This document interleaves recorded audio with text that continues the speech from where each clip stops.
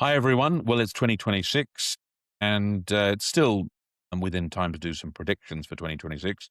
I've been predicting gold and silver going up for quite a while, so pat on the back. I think it's fair to say I can still predict that. I've been predicting it in the past, so I'm being consistent. Gold is now 5,000 US an ounce, and silver is over 110 US dollars per ounce. And I think there's a very important reason why, and that is because as technology increases and we start to achieve many things like self-driving cars, self-driving taxis, electric flight, health successes, health outcomes, all sorts of technological outcomes, people want the value anchors, the ancient value anchors of gold and silver. So gold and silver will continue to do well. Diversification makes sense. Prediction number one, probably not too controversial. Prediction number two, the AI bubble is not really a bubble. It's going to keep on going.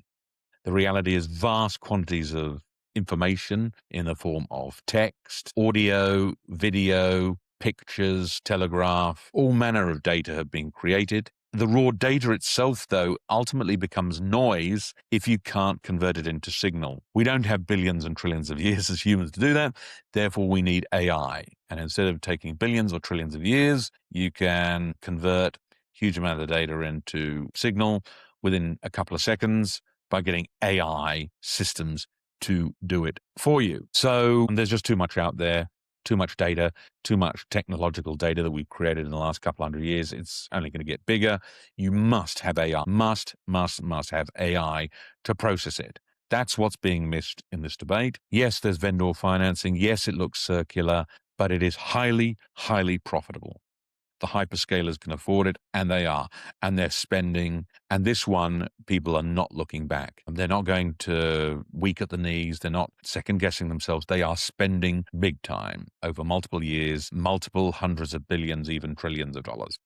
That's just the reality, not an AI bubble. That's going to keep on going. You can't fight that trade. That trade is gigantic. Now, what else is going to happen? Well, the US administration has introduced these investment accounts for children, similar to universal basic saving from birth. I've always advocated that, and financial literacy in schools. And also you'll see cryptification with stablecoins finally becoming legal once the House of Representatives, Congress, and the US Senate reconcile their bills on stablecoins, and markets will effectively become 24/7, 52 per time, or quite quickly, but it'll automatically happen. The big banks in America signing up to that. What that means is that public finances will be at least able to wash their face, which is very important, because you cannot have governments and their public finances being break even or even somewhat profitable unless you allow business hours around the clock when people want to trade. But one, number two, you have to have universal basic saving from birth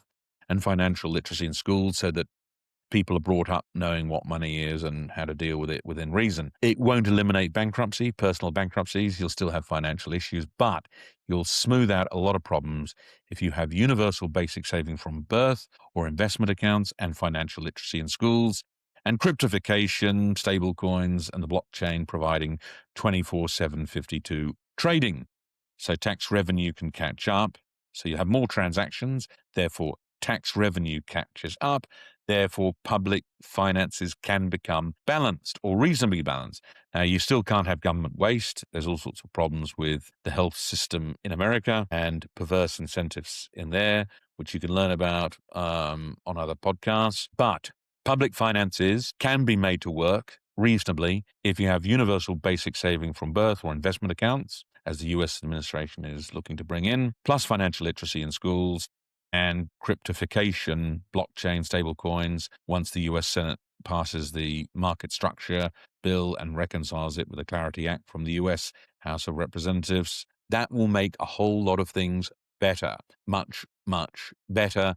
And it goes directly to what we're talking about in relation to public finances, which is important as America heads towards 40 trillion of public debt, rather a lot of money. Those are my predictions. Please tell me what you think. Thanks.